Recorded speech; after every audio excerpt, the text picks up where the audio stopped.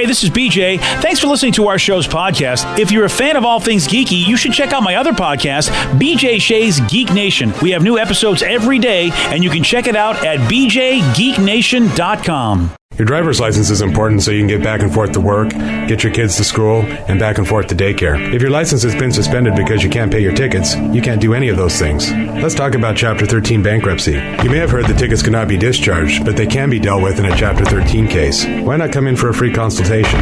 The chapter you choose will make all the difference to your getting back, legally, on the road. Let's design a plan to pay off your tickets and restore your license immediately. I'm attorney Travis Gagne. Please contact me today at choosetherightchapter.com. That's choosetherightchapter.com. 99.9 KISW, the Rock of Seattle.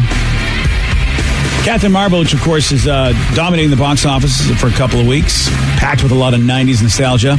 So a lot of folks thought, hey, you know what? Since we're revisiting the 90s, what do you think was the best movie ever in the 90s? Best movie in the night. Singles.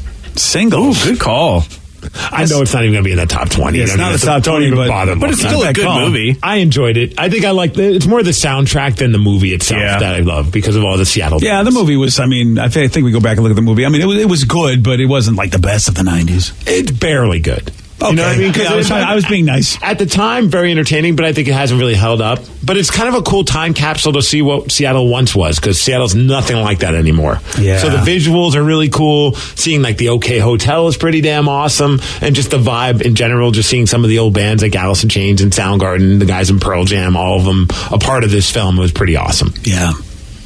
Yeah, the number one movie, I can't argue with it, though it's not my number one movie of the 90s. A texter has a guess. Okay. This is right. Jurassic Park or Shawshank Redemption? Jurassic Park is number 3, and indeed Shawshank is number 1.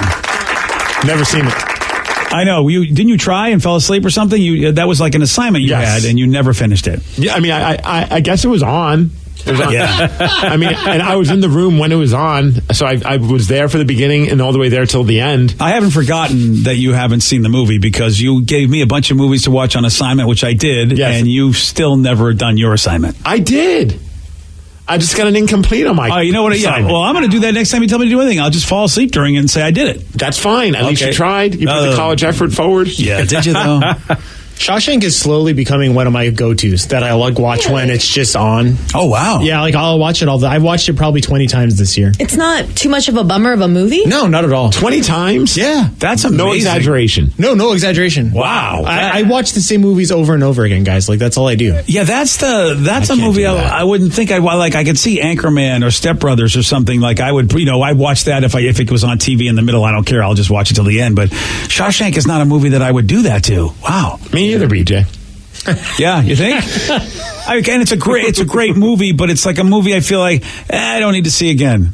Really? Yeah. But I like escapism. See, the movies I'll want to see again are movies that don't take place in normal reality. I think that's my thing. I like science fiction or fantasy. I'll watch those over and over. Superhero movies. I'll do that. Number 2 was a movie that Julia Roberts told us couldn't get made today, even though it's the second best movie Pretty people from the Woman. 90s. Yeah, Pretty Woman. I forget that was the 90s. For some reason, I'm thinking that was the late 80s. 1990. Oh, so it was really close. Yeah. Where's Pulp Fiction on this list? Because that's my hands down number 1 movie of all time. Number 7 on the list. Not bad. All right. Yeah, that's not bad. Top 10. Of the films we've talked about so far, I would agree with you. I would put that at number 1 as well. And did somebody say Home Alone? No. We talked about that the other day. I was saying how I wonder if that could hold, if you could do that kind of a movie nowadays. That also was done in 1990, and yeah, I know. You wonder if they could make that movie today, basically just abandoning a kid and not really working harder to get him. I mean, they did a Home Alone 5 back in 2012. Wait, there was a 4? Yeah. I remember the 3. I barely remember 3. Did it star Macaulay Culkin in any of those? No, it was only 1 and 2 that had Macaulay Culkin. Dude, my friend Ethan contends that he believes that Home Alone 2 is better than Home Alone 1. Yes, I agree. Huh. Yeah, I always he liked the premise and the story way better. I always like going to New York. Like, it was like cool to see because I had never been to New York, so it was like one of those like, oh, that's a cool thing. I got to go back and watch it. It makes me really want to go celebrate Christmas in New York. Yeah, it was good. I mean, Home Alone 2 was good, and it was good. I don't know if I like it better than 1, but it was good. Okay, I have so many that I'm battling with this because I'm just thinking, first thing I think of is Dirk Diggler and Boogie Nights. I mean, that's you always go to that for the 90s. It's just the penis you What about Reservoir Dogs? I mean, I know Rev loves Quentin Tarantino's Pulp Fiction, but I might lean more towards Reservoir Dogs. I think because was Reservoir Dogs the 90s? 93, I think. 92. It was 92. Yeah, it got in there. All right. Well, I think the Pulp Fiction will trump it. Is why. Yeah, I understand. Yeah. But what about Dazed and Confused, man? I mean, it was a fun movie. Yeah, exactly. Is there any animated movies on this list? Animated movies. Well, I'm glad you asked. Of course, the one that started it all. Lion King? Aladdin? Lion King is on there at number 10. Fritz the Cat. But really, if you think about this, Lion King was one of the last movies that Disney did that looked the way it looked. Ooh, Little Mermaid. Toy Story. Beauty and the Beast. Toy Story was later. Heavy Metal. Toy Story wasn't later. Really? Lion King, I believe Lion King was before Toy Story, or it was... Lion King was 94, Toy Story was like 95. Oh, yeah, that's right. That's right. And that's what I meant to say it that way, because Lion King was one of the last Disney movies to not have CGI kind of animation Pixar style, if I'm remembering in my brain. Because Toy Story was the one that started it. It was the first Pixar movie. As a matter of fact, I'm not sure Pixar was even part of Disney or whatever. I can't remember, but... that was when people saw and said, whoa, will we ever see animated movies where it's just like the old school Lion King or Aladdin, or they all be just like this Pixar style CGI? Yeah. And Toy Story started it all. Number 6 on the list, by the way. Lion King, number 10. I'm an FBI agent. Oh, Roadhouse? Do you know the name of it? Was that Point Break? It's Point Break, Yeah. Right. Roadhouse was an 80s movie, but did have Patrick Swayze in it. Did it have Keanu as well? Not Roadhouse, no. Oh, okay. Well, You're thinking of Youngblood. No, I don't know why I keep thinking Keanu's in Roadhouse. He's not. It's Swayze. Point Break. Point Break, that was a good one. That's not in here. What about Malkovich? Being John Malkovich. How do you even know that movie? I love Being John Malkovich. It's a fantastic movie. It's a great movie. No. I'm not saying it's not a good movie, Red, but that's not a movie that I think Steve would like. I've gotten dumber with my taste over the years. Yeah, I guess you have. There was a time where I was into weird, quirky, artsy kind of films. Wow. There was a time in my life that I dug that kind of stuff. I would lose my house if somebody said, do you think Steve likes Being John Malkovich? I have it on DVD. I would have lost it. I still have it on DVD. Wow. That's DVD. That's the shock of my life that you like that movie. Love that movie. It's a good movie, but I just can't believe you like it. Dude, there was a time where I was like, I don't know, not taking myself serious, but that never happened, but I was getting into more serious type films. Wow, that didn't last long. It lasted a few years. I wish I knew you then. Yeah, you and I would have hit it off. I know, and then I'd probably be yelling at you now, going, what the hell's happened to you? Same with music, too. I was like getting in some weird avant-garde type crap, and now it's like I just don't have that tolerance. Yeah. I just want to have something that's mindless. Yeah, I can appreciate that. Is Fight Club on the list? Fight Club should be on this list, and I'm not seeing it. How is Fight Club not in the top 20? Wow. That's crazy. Wow, I am going down this list. Hey, look, I know 4 Weddings and a Funeral is a good movie, but it's not better than Fight Club. Yeah, and it's not better than Fight Club. No. I mean, it's a good movie for certain types of people, but it's not better than Fight Club. Wow, it's not on the list, and 4 Weddings is 12. I know it's a good movie, but it's not better than Fight Club. Sorry. Where's Titanic? Titanic is 4. Mic drop. I was going to say it's not better than Fight Club, but the special effects in the movie are pretty amazing, and I think that does help a movie. It did make James Cameron like $1 billion, like easily. So, fine, whatever. Ooh, Texter's got a good one. Okay, Natural Born Killers. Yeah, unfortunately, that's just not. If Fight Club can't make the top 20, that's not going to make. The top 20 wonder if that movie holds up. Dude, the opening scene is so damn good. It is really good. That and we talked about Pulp Fiction, but those 2 opening scenes, hand in hand, are just fantastic. It's very disturbing. Mm-hmm. Which is interesting because Tarantino did help write Natural Born Killers. Makes sense. It totally makes sense. Yeah, it definitely has a flavor of him. So they're not on the list. Wow. I've got, I've given you Shawshank at number 1, Pretty Woman at number 2, Jurassic Park at number 3, Titanic at number 4, Home Alone's number 5, Toy Story's number 6, Pulp Fiction number 7, Schindler's List at number 8. It is a great movie. I don't know if it holds up. I haven't watched it in forever. I mean, it's a story that needed to be told, and it was really well received. It's just, it's one of those Academy Award movies where you're like, am I going to watch this again? Yeah, I've never seen it. I know it just seems too heavy. Look, it's a powerful story, an important story, and a well-done movie. I guess it does deserve to be up there, but man, I like Fight Club better. What about Critters Part 3? Critters There's Part a Part 3? Yeah. Part 4, actually. I knew about 1 and 2. Yeah. I remember seeing those, but... Part 2. Wow. Yeah. Oh, yeah, speaking of Hot Shots Part 2. Yes! No, not on the list. Damn it. Duh. I actually really love that movie when I was a kid. It was a great movie. Yeah. We're talking about the greatest movies of the 90s. We got the top 20. Forrest Gump comes in number 9. Okay. I'm actually shocked that's not number 2 or number 1. Yeah, when you take a look at Shawshank, Pretty Woman, and Jurassic Park, it's hard to put it up there. But who's quoting all those movies? Like they quote Forrest Gump. Yeah. I know. I base a lot of my movies that I like on what's quotable? On what's super quotable, and Forrest Gump is one of them. Yeah. That's probably why I love Hot Rod so much. And Anchorman. Definitely the Anchorman is the mass appeal quotable movie, whereas Hot Rod, a lot of us love Hot Rod, but it's not as mass appeal as Anchorman. What about Usual Suspects? That's getting Usual Suspects was a great movie. Was that from the 90s? I think so, yeah. Wow. It was a good movie that I think I only needed to see once. That's the problem. You're right, Rev, because it's spoiled once you know the end. I've seen it once. I can't tell you what it's about because we got really baked and started watching. I got so confused that I just blankly stared at the screen until the movie was over. That's about how that works. And pretended that I was totally understanding what was going on because all my friends were like, "You got to watch this," and we all got baked out of our minds. We're on the couch, and like maybe 20 minutes into it, I'm like, I don't even know what the hell I'm watching, and so I just stared at the screen and ate popcorn until it was over. I'm like, yeah, guys, that was freaking awesome. I did the exact same thing with Sweeney Todd. I got way too baked on edibles, and I'm sitting here like, whoa. And then the movie was over. I'm like, what happened? And frankly, a movie like Usual Suspects, it was a good movie, but if you were asking for the top shock endings of a movie in, say, whatever year, then yeah, because that movie's all about its shock ending, just like I See Dead People, Sixth Sense. Yeah. I was going to say, that's got to be on here. That might have been in the 2000s, right? The Sixth Sense? Yeah, I think so. Oh, no, God, I don't know. No. But see, it's a decent movie, no doubt about it, but really it's the shock ending. 1999 snuck in there. Oh, it did get in there in 99. Yeah. 10 Things I Hate About You.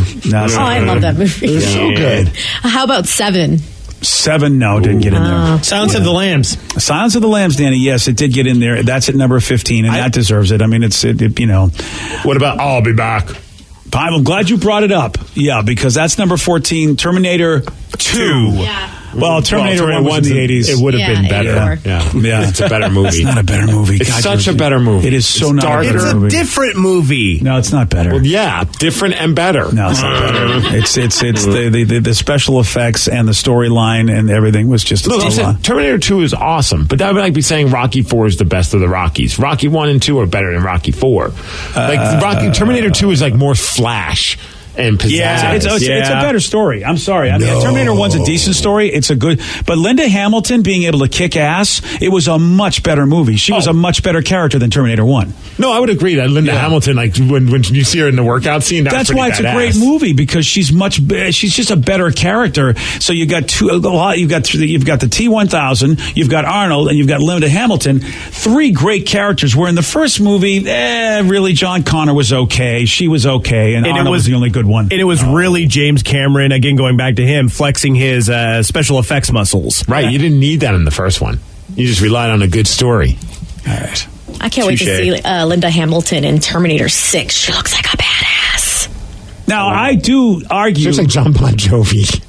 Now, look at current day John Bon Jovi. Oh my gosh, it's that hair. I'm not saying her face wise because she's got big sunglasses, so you can't really see her face in this picture. So I'm not taking a shot at her. No, she does. They both have the John Bon Jovi hair. It's the poofy, like late 80s, early 90s hair that he had. Now, as good as I love Terminator 2 Judgment Day, I think that The Matrix should be above that, and it's not. Matrix at number 16. The Matrix, changed from a special effects situation. Plus, it was an amazing story. I loved it. I think it should be higher on the list. I'd put 10 Things I Hate About You ahead of it. Yeah, what? Yeah. Don't okay, yeah.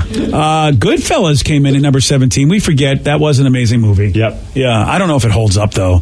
Trainspotting And you know, I've got an affection because we've had Danny Boyle in studio, and he's a good dude. And it was a powerful movie. Ewan McGregor was amazing. So many people were amazing in that one. I don't know if I've actually watched it all the way through. It's disturbing as all hell. It's I think that's the part of the problem. You don't want to see it again after you see it, but it's What about Stop or My Mom Will Shoot? Did that make it on the list? Did you hear the story about that? How Arnold Schwarzenegger was reading the script for it, and he wanted to screw with Stallone, so he put the feelers out that he was interested in the movie, so Stallone would pick it up. And then Stallone made the movie and has said it is literally the worst movie he has ever made. What a troll from Arnold. Yeah. What a great troll. It's a fantastic one because of just what they, back and forth that they had in the 80s. What about Speed 2? Cruise Control. Oh, God, dude, stop it. No, it's not. How about Rockstar? Yeah, no. Braveheart is number 19. Rockstar's awesome. And then an iconic movie. I'm glad it made the top 20 because it is an iconic movie for Bill Murray, Groundhog Day. That rounds out your top 20 of the best movies of the 90s. I disagree. I don't disagree with a lot of these. I think Fight Club should be in there, though. Yeah. Yep. Yeah, no doubt about it. And Grease 2. Stop it. Grease 2 would be a great addition to this. So speaking of movies, there's been a lot of Transformers movies, as you know. But the one thing we haven't seen, now people are asking, should we see it? And that is Robot Lovin'. We haven't seen a whole lot of, Are you serious? Opticon on Decepticon action. Triple XAI. I was say you're going to the wrong sites. Yeah, well, I'll tell you if there will be Robot Lovin' in the next Transformers movie at 8:17 on The Rock. BJ and Migs, mornings on The Rock, 99.9 KISW. KISW, The Rock of Seattle. I've got a good friend of mine who's a huge Transformers fan. Oh, he talks about G1 Generation 1. It's the only one he knows, the only one he cares about. And not so much the movies. I mean, it's like old school cartoons. I think back then. I mean, when I was a kid, Transformers was definitely like the big deal. When I was cleaning out my house before my parents moved to New Jersey, I found the old Transformer that turned into like a Walkman. Yeah. It had a little cassette inside the Walkman. Soundwave? Yeah. I think that was the name of it. That was my favorite one. It was the best Transformer because then you pull the cassette out, and that was also a Transformer. Mhm, yeah, two little guys. Yeah. Super neat. Pretty sweet. Well, I wonder how my buddy Josh is going to feel about the fact that we might see some robot love next. What? Yeah, that's right. The next Transformers movie, that's what we're talking about. They do want to have Transformers doing love scenes in future movies. As a matter of fact, they say, I think we'll eventually do a love story between Transformers. Now, I don't know if that's canon. I've never watched it. I'm going to have to ask my buddy about this because I like Aaron and Everett says, no robot loving. Somebody tell Michael Bay to stop ruining my childhood. The producer did say that it would eventually, it wouldn't be anything raunchy though, quote, definitely not sex, maybe not even kissing, but the idea that they would have an emotional crush has never really been brought in. That's kind of the direction we're going to try to head into, which is to give them human desires. And I don't know if that's what people want from their Transformers. I don't know if that's ever happened with Transformers. When it says Transformers, full frontal. Yeah, that's it. More than meets the eye. I mean, Bumblebee was a hit. I mean, I'm going to watch it because I haven't really been a fan of any of the Transformers movies, but everyone said Bumblebee was good. I like the first one. The second one was okay. And then after that, I had to stop. I was just like, you know what? This is just, it's getting ridiculous. Yeah. It was just after a while, you're just watching these robots, just big explosions and stupid stuff. Oh, yeah? Yeah. But I heard Bumblebee as well. It's got John Cena in it. Oh, I thought you wouldn't be able to see him. Here we go. No? I did a quick Google search. Apparently, there was romance in some of the continuities or some of the pairings with the Transformers characters through the years. Okay, so there is something there. All right. They used to make the female Transformers very sexy. I wonder if that's not G1 though. See, I know that there's some G1 purists out there, and I wonder if there was actually any romance within the G1 universe. They're just prepping us to get, fall in love with artificial intelligence, man, and that's how it all starts. See, you keep thinking Skynet's happening. Yeah, you really and Hollywood's in cahoots with it. Yeah, they're warming us up to it. See, I want my Eureka talking house is what I want. I'm close to it because I've got Alexa pretty much all over the place. But that's what I want from that TV show Eureka. The guy, the sheriff had the talking house. It was great. See, no, I remember this is a really crappy old movie back in the 80s. It was a horror movie called Homewrecker, and it was about an automated house who fell in love with the male of the house and then got jealous of the female and then tried to kill her. Well, look, my wife's going to stand in the way. True love is true love. Sorry, there have to be casualties. All right, then. Just be forewarned. That's all. Got a new survey that asked 2,000 people what their perfect day would look like. on the couch. Yeah, no pants. Waking up without an alarm.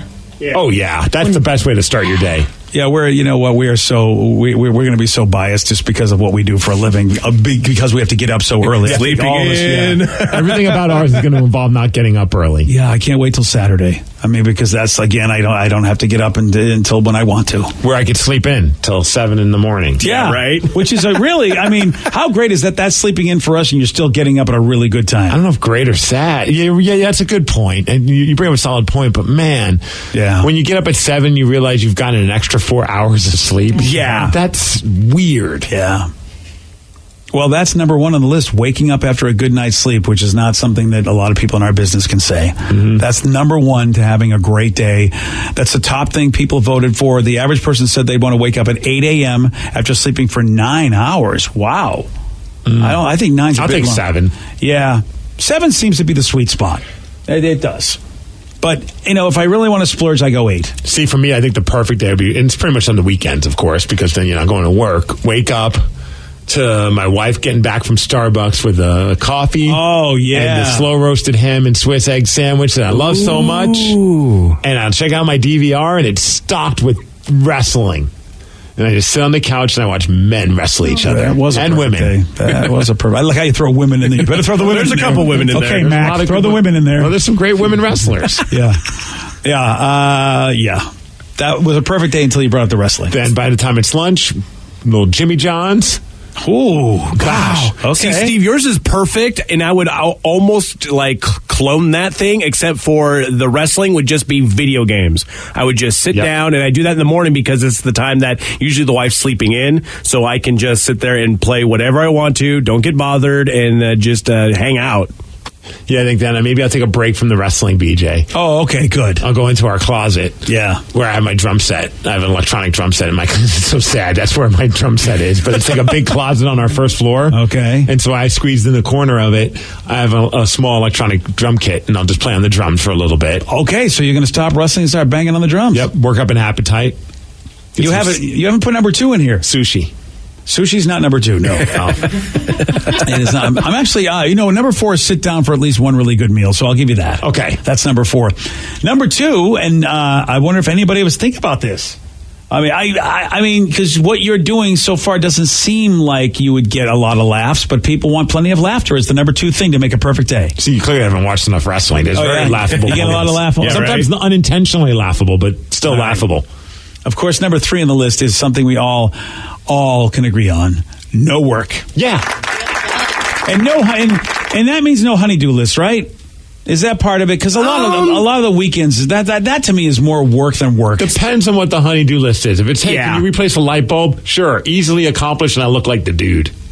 But if it's like dusting the whole house and spring cleaning, no. See, that was my dad. I hated it. It was like always doing stuff on the weekend, painting houses, tool shed stuff, and I hated it. It's like I work all week doing this stupid school thing. Having the house now, though, I like to putter around and do small things. Just picturing Rev puttering. Yeah. Just shuffling around in my Crocs and, I can fix this small thing or I can do this small thing. And it's just a bunch of little things that make me feel like I'm doing something with the house. Funny enough, your wife said the same thing. Thanks. Ouch. Rude. Sorry.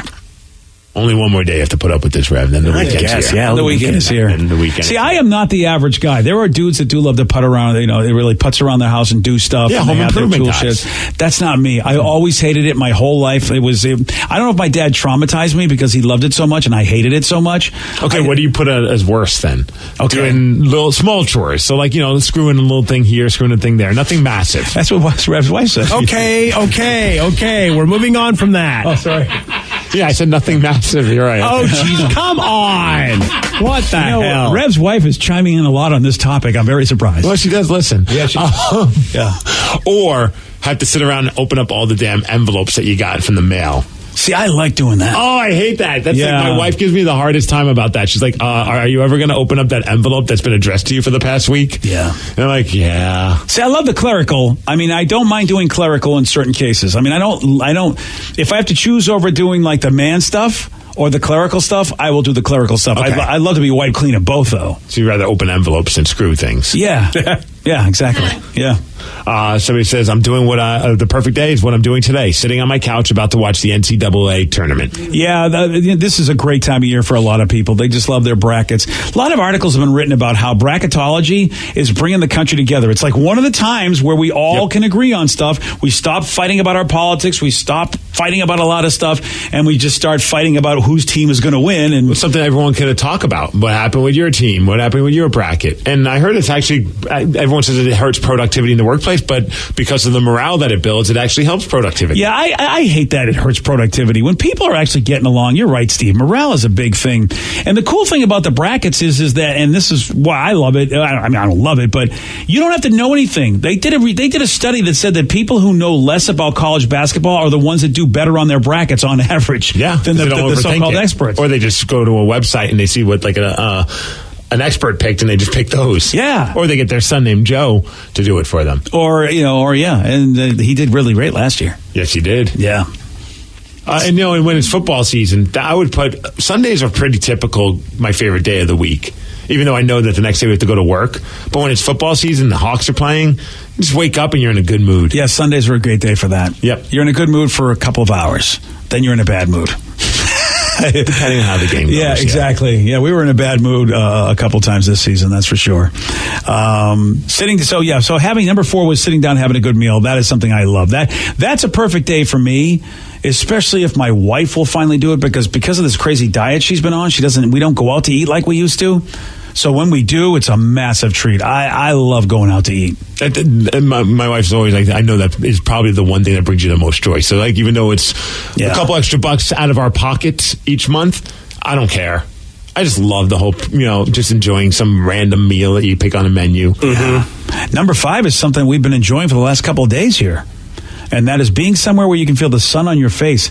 It has been amazing. Like, I've been in such a good mood being outside these last couple of days.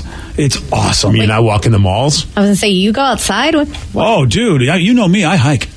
You guys know that about me. I'm a hiker. No, an escalator at the Bellevue Mall does not constitute hiking. I'm ascending. Hiking. There's an elevation there. I do the mall switchback. I go up and down the elevator. Technically, you're not getting any sunshine, and you're not moving your feet much. Listen, there's not a lot of sunshine to be had here, but when it's here, I am outside. I mean, Luther Burbank Park, which is I don't live too far, is a beautiful park, and oh man, the water looks amazing, and we've been able to see the mountains, guys. Even driving, to have it this clear, to see all the amazing mountains around us that we keep forgetting are there. I always forget. Oh man, everywhere I'm driving, there's the Olympics, there's the Cascades.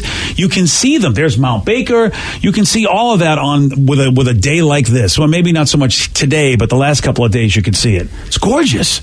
And that's number 5 on the list for a good day, Steve. No, I don't blame. I mean, dude, it seems like everybody's in a better mood this week as opposed to a couple of weeks ago with all the snow and all the other stuff going on. Now, I am surprised you haven't said this. I'm really disappointed in you. Number 6. I think I know what it is. You know what it is? This is surprising with Steve, but maybe self-love. I was just going to say love in general. Self-love was called by somebody named Steven on... You know what? I feel like your wife right now. Steve! Yeah, I know. You're using the full name there. I mean, it's a survey where you have your perfect day. Your perfect day is having self-love? In addition to other love, yeah. Oh, God, I can't A little bit of column A, a little bit of column B. No, there's no column B. It's all I'm going to be with a person who I want to be with. I don't want... Self-love means I'm stuck with my... sweet loving. Whether it be self or with the significant other. Sweet loving. I'm picturing like those films on the internet where it's like you're by yourself doing a thing, and then someone walks in and then they join you. Whoa. Little column A, little here's the column thing. I was B. mad at you for bringing it up, but this is apparently in Vicky's wheelhouse. See? So clearly I'm not as dumb as you thought. Oh, no, you are. Oh. Yeah. No, you're still really reaching. All right, so it's not sex. No, it's having good music to listen to. Yes. Yeah, I'm surprised that wasn't playing the drums. Okay, all right. Yeah, you kind of did say that. Because typically what I'll do is I'll put on my headphones and I'll have it like I could wire it so that I could hear my drums and also hear whatever song I want to listen to. Oh, so you can play drums to any song you like. Yeah, that's what I'll do a lot of times. Oh, that's fun. I get too bored doing like the thing that would actually make me better, which is practice. So I just play along with songs. That's actually fun. And see if I can figure out what they're doing. You actually can do it, though. You know what I mean? Like, I'll sing along debatable. with songs. Well, also, this is interesting, but I think a lot of us will agree. Number 7 on the list to the perfect day is having fresh sheets to get into at night. Yes. That's a nice ending to it, yeah. Yeah, it's nice. Number 7. Like there's 3 more things that didn't make the top 10. We're already in bed. Wintertime, and if you time it right, and you just get them out of the dryer, put them on the bed, and then get right into bed. Oh. Yeah. I mean, it's like you're sliding into heaven. Oh, you got to do one step more. You got to take a shower and then shave your legs and then get into those sheets. Yeah, Steve, shave your Freshly legs. shaved legs and clean sheets is the best feeling ever. You just kick around. I typically so don't shave smooth. my legs until the morning. So. I mean, you're going to try it at What night. if I shave dude. my boys? Does that still work? It's the same thing, just kind of all smooth and kicking around. All right, that's Yeah, I don't know that sensation would feel like being a hairy beast. Yeah. But I like my clean sheets. Yeah. Warm, clean sheets. Number 8 is spending time outdoors. We talked about that. You guys know I'm a hiker. Nobody knows that. You guys know I go on a lot of my treks. Finding money is number 9. How about your perfect day is you find money that you... Yeah. How about that? Well, it depends. What kind of money are we finding? If I find... No, I don't mean like Whore Canadian. money. Yen. Did I find a yen or a ruble? I found myself some dong from Korea. I found get that. stressed if I found money on the floor outside because I'm like, well, whose money is this? I don't want to take that money. Oh, see, this But is like a people love $5 it. in your like a $5 in your pocket or something. Oh, dude, that's the best ever. Yeah, Coat Pocket is great. Yep. Yeah, that's on the list. And then number 10, and this is a great feeling, if you don't have to do it, having a clean house. Right? There's no way people will want to clean their house on a perfect day, but they'd like to have one. There's a bit of relief when it's done. Yeah, but but while doing it affects the day being perfect. Yeah, it's not perfect if I'm cleaning my house. I'm sorry. Maybe some people love doing it, but I don't know anybody. Anybody in this room? No, no. We got a Roomba, and so that's pretty cool when it finishes up. It's pretty nice. And apparently Vicky was in this survey because 22% of the people said they also love to just hang out in their pajamas all day. Oh, yeah. Like who? Okay, does anybody just wear I do. I wear my It's mad at pajamas me. all day. You wear shoes I and wear my jeans. shoes and jeans. Will you wear your button-up shirt in your house?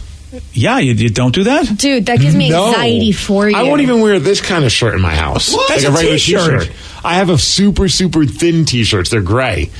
Like, I don't know why they're always the gray ones seem to be the thinnest. Okay. It's a type of material. You have a special T-shirt you wear at home? Well, I have like 5 of them.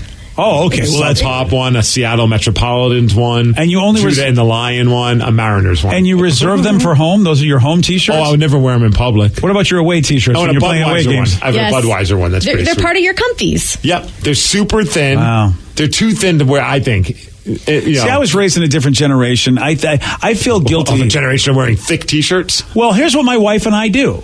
And we look at each other and go, we're not getting in our pajamas yet, are we? Because, we feel like, we should stay dressed for a good part of the day. So, Agreed. yeah. What are you hoping? So all of a sudden, there's going to be a party coming over to your house? No, or? I feel the minute I get into pajamas like that, my day's over. And I'm Exactly. like, I don't like that. It's I the don't like best that. excuse. It's like, sorry, No. I can't go do anything. I'm in pajamas. No, I want to go to dinner. I want to go and do things. That's when you order in. It legit takes a minute to put the clothes back on. Yeah. Yeah, I feel like I'm lazy if I'm in the pajama mode. I don't want to put But the you're clothes lazy back for on. not even taking off your clothes. I'm lazy for not taking off Well, my I mean, clothes? what are you doing at home? Eventually, you're going to have to take them off. Yeah, when it's bedtime. You guys don't nap in your clothes? No. That is the worst. I wear pajama pants and my really thin gray shirts. I'll take off my pants and I'll take off my button-down shirt. I'll keep my T-shirt on and take a nap, but I'm not going to... Once I get Wait, home, you're wearing your jeans while napping? I said I'd take my pants off, yes, Oh, okay. and I put them on my head, Steve. While I nap. Because it keeps my head warm. Yes. So Danny naps with jeans on? All the time. No. Yeah. Oh, well, Not that's... take in my bed, shoes off. like That's not it. in bed, like on the couch or something. No, on both. Still, God, though. you guys- that's gross. I don't know why I work The with you guys. second I You're go all into my weirdos. house, those jeans are getting off. Yep, same thing. Yeah, here.